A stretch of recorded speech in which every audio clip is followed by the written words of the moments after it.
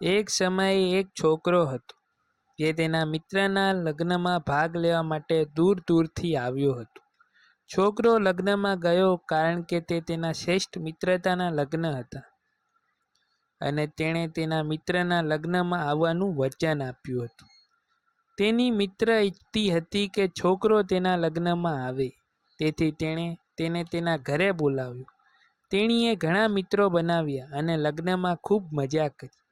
લગ્ન દરમિયાન છોકરો એક જગ્યાએ રોકાયો હતો અને તેના મિત્રના પરિવારના ઘણા લોકો સાથે મિત્રતા કરી હતી. તે એક છોકરીના પણ મળ્યો જે તેના મિત્રના સંબંધીની મિત્ર હતી. 3 દિવસના લગ્ન દરમિયાન તેઓએ ઘણી વાતો કરી કારણ કે બંને પાસે ખાલી સમય હતો. છોકરાને તે છોકરી ગમવા લાગી જે તેના મિત્રના પરિવારની મિત્ર હતી. છોકરીને ખબર નહોતી કે છોકરો તેને પસંદ કરે છે. છોકરાના લગ્ન પછી પણ તેઓ એકબીજાને ફોન નંબરની આપ-લે કરતા અને મિત્રોની જેમ વાત કરતા. છોકરો અને છોકરી 1 વર્ષ માટે મિત્રો હતા, પરંતુ તેઓ એકબીજાની લાગણીઓ જાણતા ન હતા. છોકરી બીજા કોઈ સાથે લગ્ન કરવા જઈ રહી હતી અને છોકરો તેના પ્રેમમાં હતો, પરંતુ તેણે તેને ક્યારેય કહ્યું નહીં. છોકરી પણ તેને ગમશે, પરંતુ તે એવું બિલકુલ વિચારતી ન હતી. તેણીને ચિંતા હતી કે જો આપણે આવી વાત કરીશું તો છોકરો અમારી સાથે વાત કરવા માંગશે નહીં કારણ કે અમે મિત્રો છીએ. એક દિવસ છોકરીએ છોકરાને કહ્યું કે તે લગ્ન કરવા જઈ રહ્યો છે અને ઈચ્છે છે કે તે લગ્નમાં આવે. તેણીએ હંમેશા રાખી હતી કે તે આવીને મજા કરે, જાણે કે તેઓ સાથે ફરતા હોય. તેણી ઈચ્છતી હતી કે તેણી તેને ઉત્સાહિત કરવા અને ગુડ બાય કહેવા માટે ત્યાં હાજર રહે.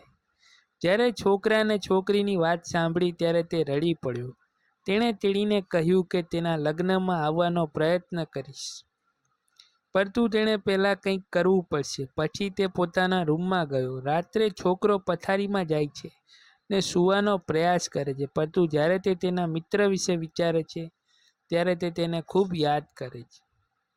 તે જ રાતે તે ઊંઘી શક્યો નથી અને રડવા લાગ્યો કારણ કે તે તેણીની ખૂબ જ યાદ કરે છે. છોકરી તેના આગામી લગ્નને લઈને ઉત્સાહિત હતી કારણ કે તેને ખબર નહોતી કે તે છોકરો સાથે લગ્ન કરી રહી છે તેના પહેલેથી જ તેની પત્ની છે.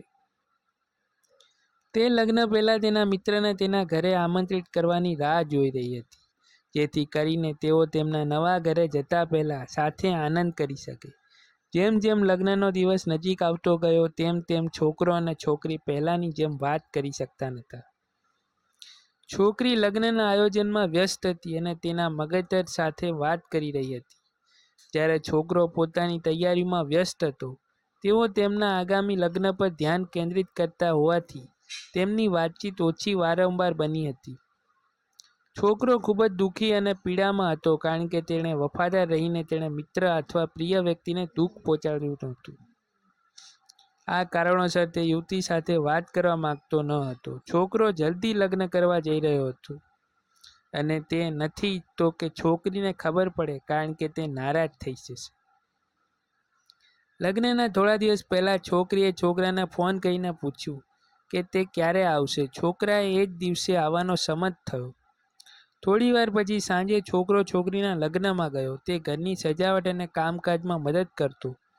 બીજા દિવસે યુવતી તેના સાસરે જતી રહી હતી.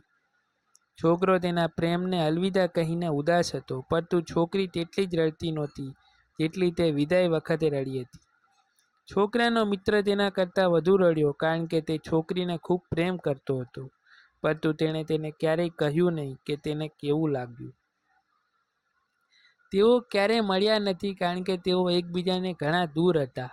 છોકરાએ યોગ્ય સમય ન આવે ત્યાં સુધી છોકરીને કહેવાનું વિચાર્યું ન હતું કે તેને પ્રેમ કરે છે. જે તેને કહેવા માંગે છે તે તેને પ્રેમ કરે છે અને ભવિષ્યમાં તેની સાથે લગ્ન કરશે.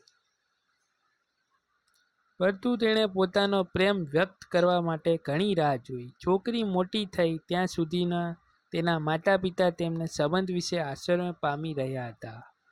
આ કારણોસર છોકરી અને છોકરો સાથે રહી શકતા ન હતા. આ ઇમોશનલ લવ સ્ટોરી એવા લોકો વિશે છે જેઓ શીખે છે કે તમે જેને પ્રેમ કરો છો તે વ્યક્તિગત જણાવવું મહત્વપૂર્ણ છે કે તમે કેવું અનુભવશો. જો તમે તમારી લાગણીઓ વ્યક્ત ન કરો તો તમે જે તે પ્રેમ કરો છો તે વ્યક્તિ બીજા કોઈની પાસે જઈ શકે છે. તમારી લાગણીઓને અંદર રાખવાને બદલે તમે કેવું અનુભવો છો તે વ્યક્ત કરવું વધુ સારું છે. આ વિડીયો ગમ્યો હોય તો લાઈક શેર સબસ્ક્રાઈબ જરૂરથી કરજો.